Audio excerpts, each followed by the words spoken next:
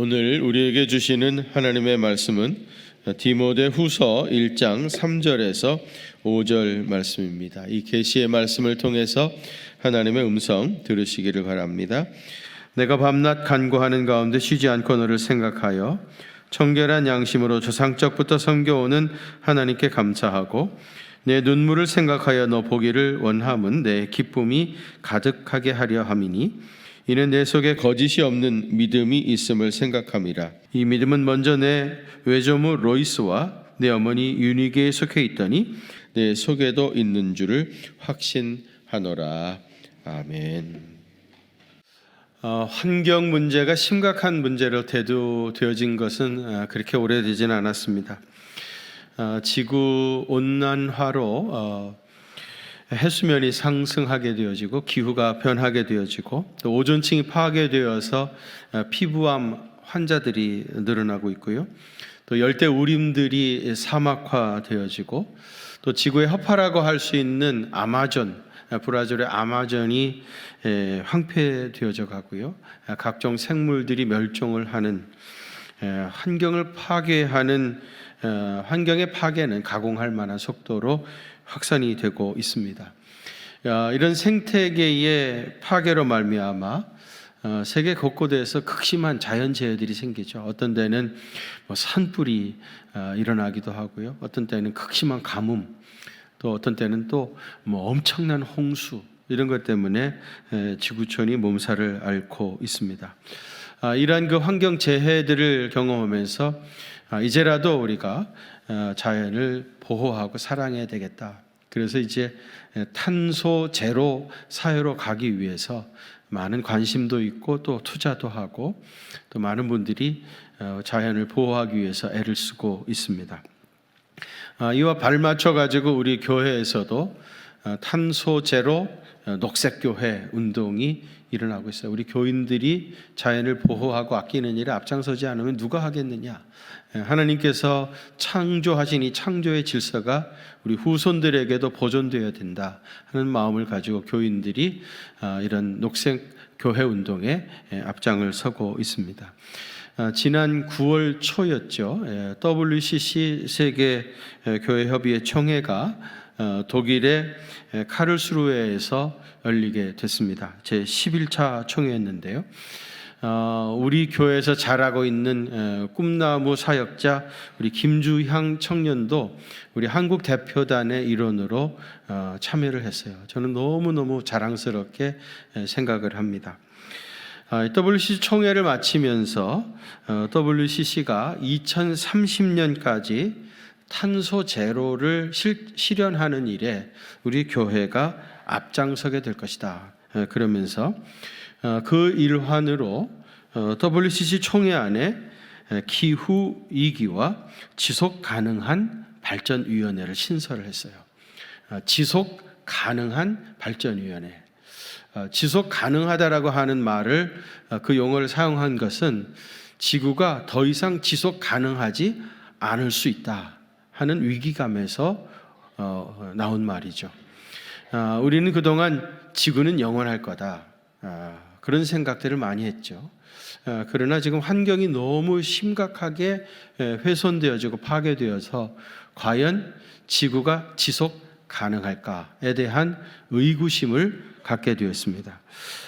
총회를 마치면서 이제 총회 주요 선언문에 살아있는 지구, 정의롭고 지속 가능한 지구 공동체를 찾아서라는 선언을 하게 되어진 것은 WCC 총회가 8년에 한 번씩 열리게 되어집니다. 그래서 2030년에 12차 총회가 열리게 되어지는데 과연 2030년까지 지구가 지속 가능할 것인가에 대한 의구심에서 이런 선언을 하게 되어진 겁니다.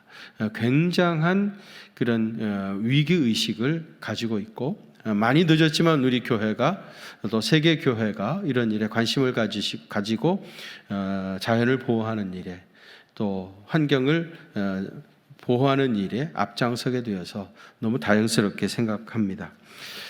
그러나 그보다 더 큰 고민은 자연 생태계의 파괴가 아니라 사회 생태계의 파괴라고 할 수 있습니다. 지금 우리 사회는 코로나19 바이러스보다 훨씬 더 심각한 성 바이러스에 감염되기라도 한 듯이 성적 타락으로 인한 가정의 파괴와 이혼율이 급증하고 있습니다. 한 시대의 문화가 붕괴되기 직전에 그 마지막 단계의 전형적인 행동 패턴들이 공통적으로 일어났었다고 합니다.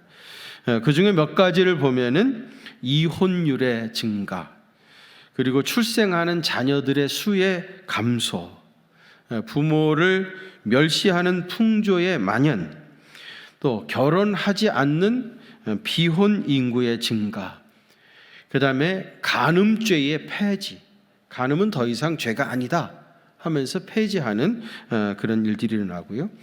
청소년 비행의 급속한 파급, 각종 성도착증의 보편화, 이런 것들이라고 했습니다.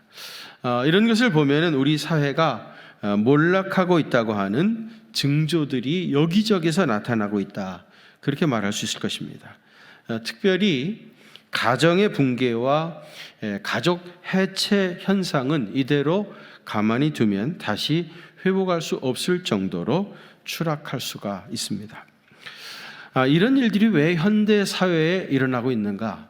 많은 이유들이 있겠죠. 또 여러 가지로 설명할 수 있겠습니다만, 어떤 분은 산업사회가 빚어낸 비극이다, 그런 얘기를 합니다.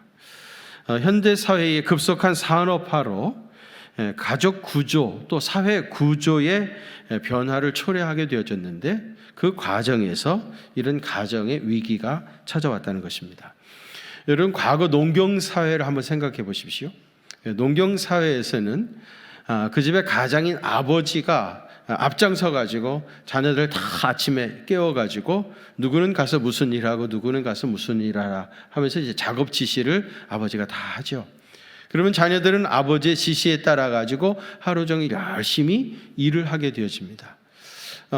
결국 아버지는 모든 가정의 권한과 그리고 이제 자연스럽게 경제권을 아버지가 다 독점하게 되어지죠. 그런 과정에서 이제 가부장적인, 아버지 중심적인 그런 사회가 됐었던 겁니다. 아버지는 그 가정에 모든 결정권과 그리고 경제권을 독점하고 있는 그런 절대권자였습니다. 그런데 이제 산업사회로 들어가면서 노동과 경제 활동은 이제 가족들의 개개인의 문제로 변화가 됐습니다. 다 자기 나름대로의 어떤 직장을 잡아가지고 거기서 일을 하고 돈을 벌어서 각자 알아서 생활을 하는 그런 시대가 된 겁니다. 그래서 가정보다는 개개인이 더 중요하게 되었고요. 아버지는 모든 결정권과 경제권을 독점했던 가장에서 이제 가족 구성원 중에 한 사람으로 전락하게 된 겁니다. 지금은 아버지의 권위가 많이 추락을 해가지고 가족의 서열들이 쭉 정해지잖아요.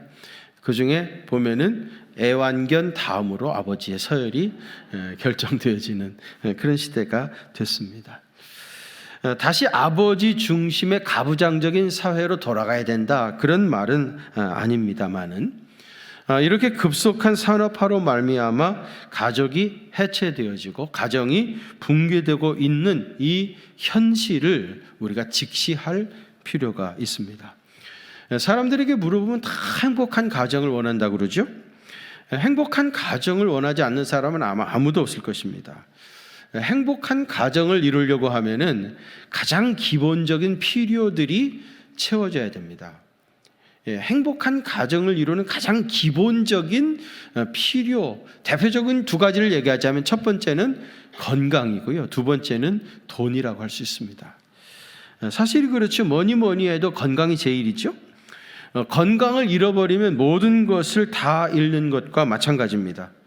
우리가 지금 뭐 계획을 하고 노력하고 애쓰고 꿈꾸는 그 모든 것은 기본적으로 건강하다고 하는 전제 하에서 하는 소리죠. 만일에 건강을 잃어버린다고 한다면 우리가 지금 하고 있는 모든 일들의 의미가 순식간에 다 사라지고 맙니다. 건강을 담보할 수 없다고 하면 더 이상 아무 의미를 지니지 못하게 되지는 거예요. 그래서 행복하게 살려고 하면 우선 온 가족들이 다 건강해야 됩니다. 그 다음에 꼭 필요한 돈, 경제적인 필요가 충족이 되어져야 됩니다. 가난이 문을 열고 들어오면 행복은 창문 너머로 도망간다. 그런 말이 인정할 수밖에 없는 현실입니다. 만일 어떤 사람이 나는 돈 한 푼 없어도 얼마든지 행복하게 살 수 있다, 그렇게 얘기한다면 그거는 분명히 허세입니다. 먹을 것이 없는데, 여러분, 아무것도 먹을 수가 없고 아무것도 할 수 없는 상황에서 무슨 행복한 삶을 이루어갈 수 있겠습니까? 기본적으로 건강해야 되고요, 기본적으로 꼭 필요한 경제적인 그런 문제가 해결이 되어야 행복할 수가 있습니다. 그런데 여러분, 경제적으로 넉넉하고 또 건강하다고 해서 그러면 기계적으로 무조건 다 행복하느냐? 그런 건 분명히 아니죠. 그게 기본적인 조건이고요, 그 위에 정말 행복한 가정을 이루기 원하신다고 하면 적어도 3가지가 있어야 됩니다. 그 첫 번째가 뭐냐면, 행복한 가정은 뭐가 있어야 돼요? 사랑이 있어야 됩니다. 어떻게 하셨나요? 컨닝 하셨나요? 행복한 가정은 뭐가 있어야 된다고요? 사랑이 있어야 돼요. 사랑이 있어야 행복한 가정을 이룰 수 있다 하는 이 말에 의의를 제기할 사람은 없을 겁니다. 그런데 이 사랑이란 말이 너무 추상적인 말이 되어서는 안 됩니다. 또 이 사랑이란 말을 너무 쉽게 하는 것도 잘못입니다. 사랑은 요즘 유행가의 가사처럼 아무나 하는 것도 사실은 아닙니다. 사랑은 여러 가지가 있죠. 자식들을 향한 어머니의 모성애가 있고요, 또 형제들 간의 형제애도 있고요, 이성 간의 사랑도 있습니다. 모성애는 인간의 사랑 중에서 가장 고귀한 사랑입니다. 여러분, 아이가 태어나는 과정을 한번 생각해 보십시오. 자식은 자기의 피와 살을 나눈 생명체입니다.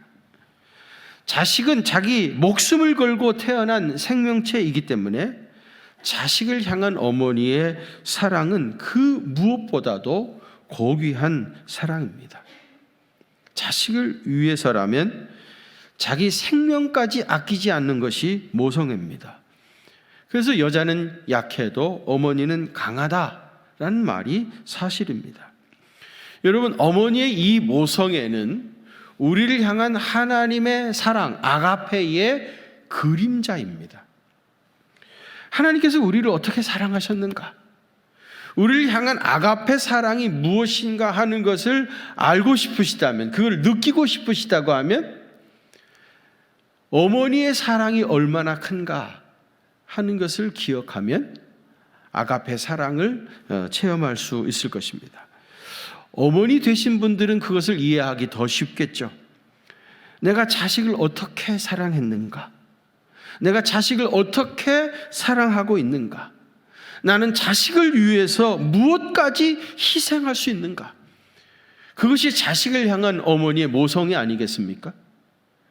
그것보다 훨씬 더 온전한 사랑이 우리를 향한 주님의 아가페입니다. 여러분, 행복한 가정을 이루시려고 한다면 이 주님의 아가페 사랑으로 온 가족들이 서로를 사랑해야 합니다. 남편은 아내를 아가페하고요, 아내는 남편에게 모성애보다 더 온전한 아가페 사랑으로 고백을 해야 되고요, 부모 자식 간에 또 형제 간에 이런 아가페 사랑을 고백을 하고 또 실천할 수 있을 때 거기에 주님이 주시는 참된 행복이 깃들기 시작하는 겁니다. 행복한 가정을 원하신다면 거기에 아가페 사랑이 있어야 합니다. 아멘이십니까? 두 번째로는 행복한 가정은 뭐가 있어야 돼요? 꿈이 있어야 됩니다. 오늘은 왜 이렇게 잘하시나요? 뭐가 있어야 된다고요? 꿈, 비전이 있어야 됩니다. 꿈이라고 하는 것을 현실에서 보면은요, 아직 이루어지지 않은 이상이죠. 아직 이루어지지 않은 이상입니다. 그러나 그 꿈이 있어야 현실을 극복하면서 나아갈 수가 있어요. 또 이 꿈은 계속해서 자라야 됩니다. 가정은 그 꿈을 키워가는 요람이어야 돼요.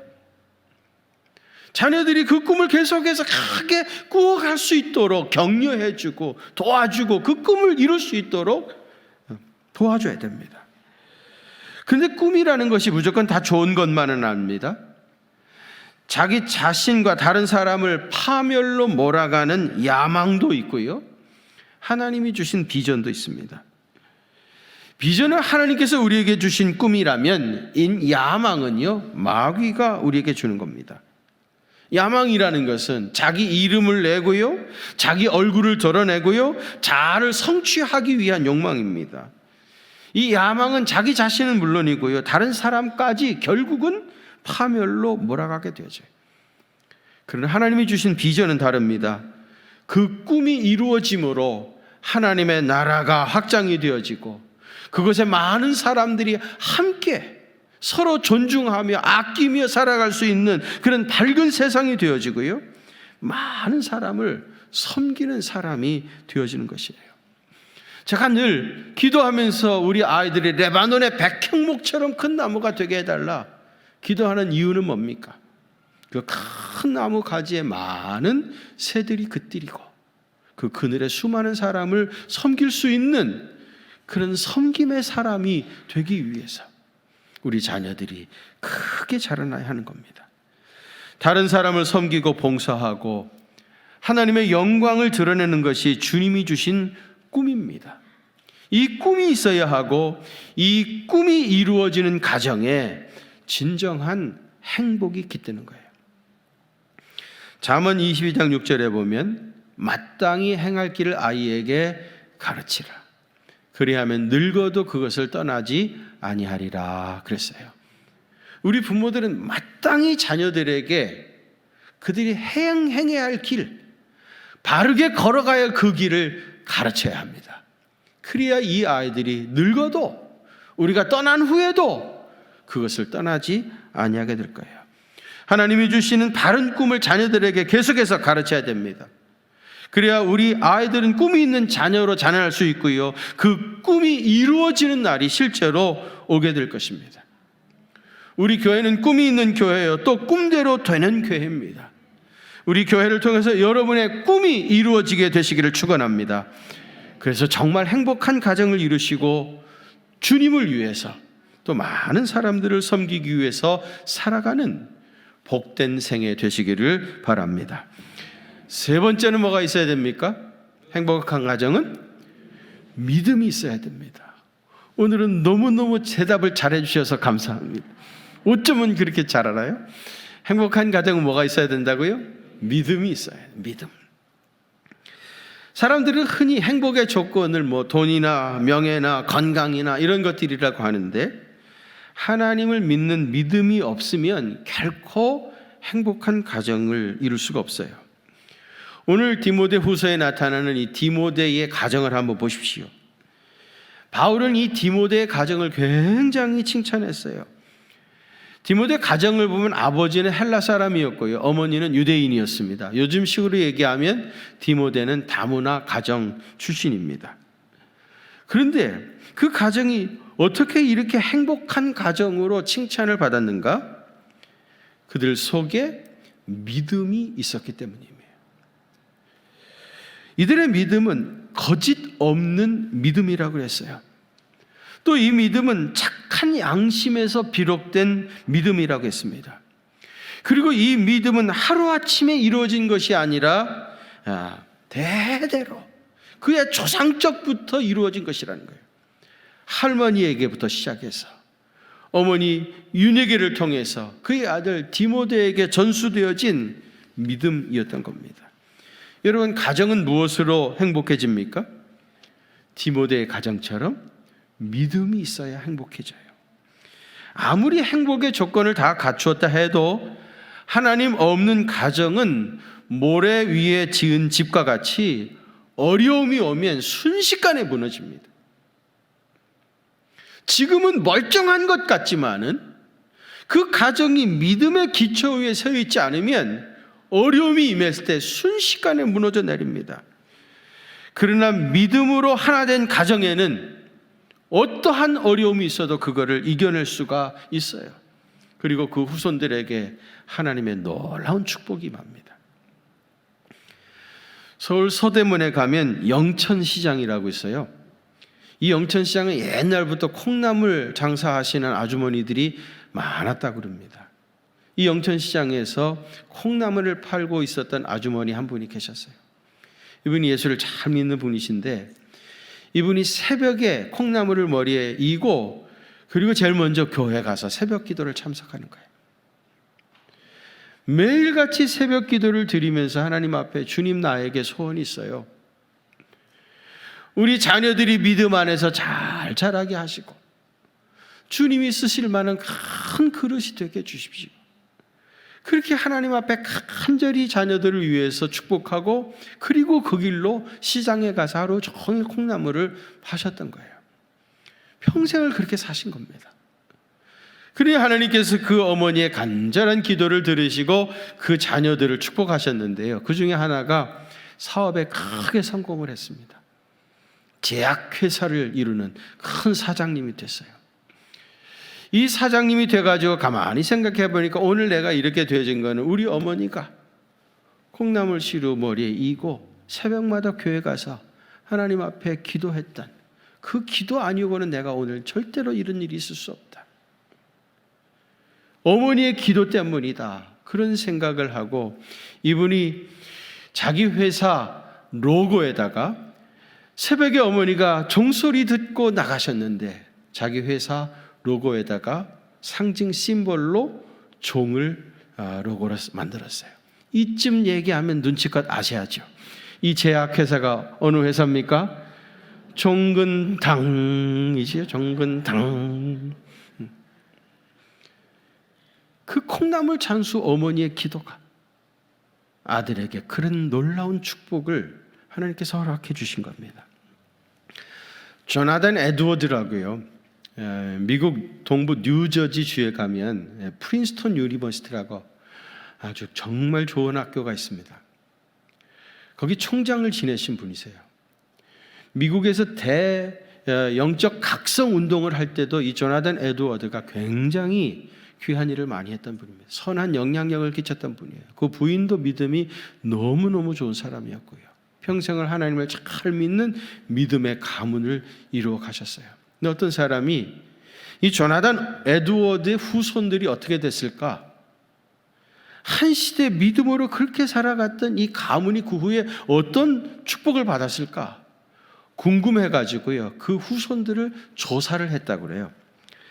조사를 해보니까 그때 당시에 그 에드워드의 후손이 873명이었는데요. 그 873명의 후손들 가운데 대학교 총장을 지낸 사람이 12명이었고요. 대학 교수가 65명이었고요. 의사가 60명이었고요. 성직자가 100명이었고요. 군인이 75명이었고요. 저술가가 85명이었고요. 변호사가 100명이었고요. 판사가 30명이었고요. 공무원이 80명이었고요. 하원 의원이 3명이었고 상원 의원이 2명이었고 미국의 부통령이 1명이었습니다. 그리고 260명이 평범한 신앙인으로 살아갔다고 그래요. 한 사람이 믿음 안에 살아가니까 그 후손들에게 하나님의 이렇게 놀라운 복이 임했던 거예요.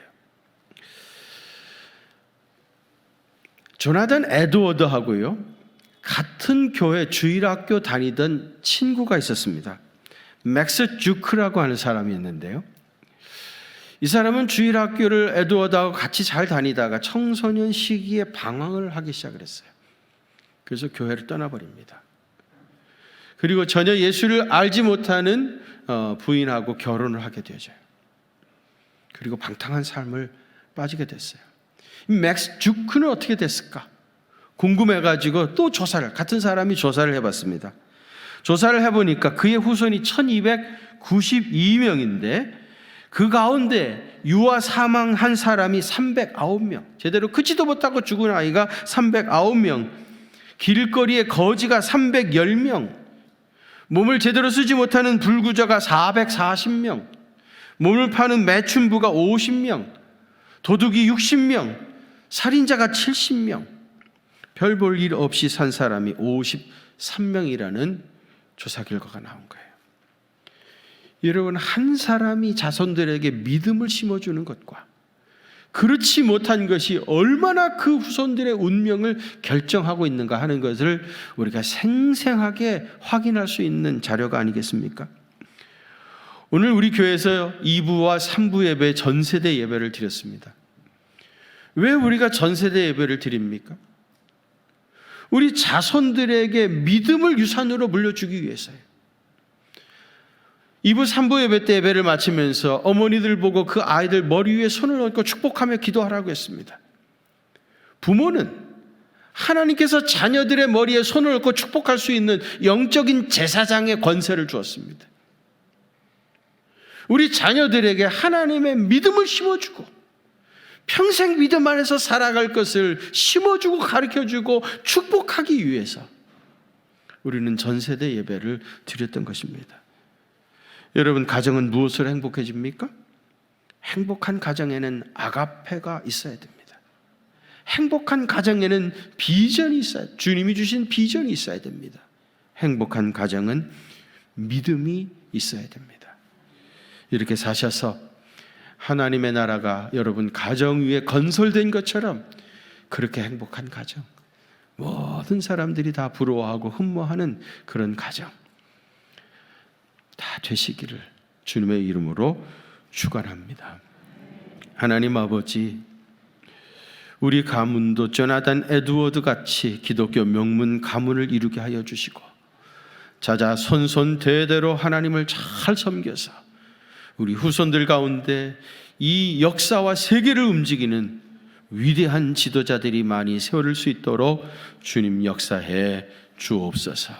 이제는 우리 구주 예수 그리스도의 그 크신 은혜와 하나님 우리 아버지의 무한하신 사랑하심과 성령님의 위로하심과 교통하심이 우리 경기중앙교회 사랑하는 성도들과 또 저들의 가정과 그 자녀들 위에, 특별히 수능시험을 앞에 두고 있는 어린 자녀들의 미래 위에 이제로부터 영원토록 함께 계시옵기를 간절히 축원하옵나이다.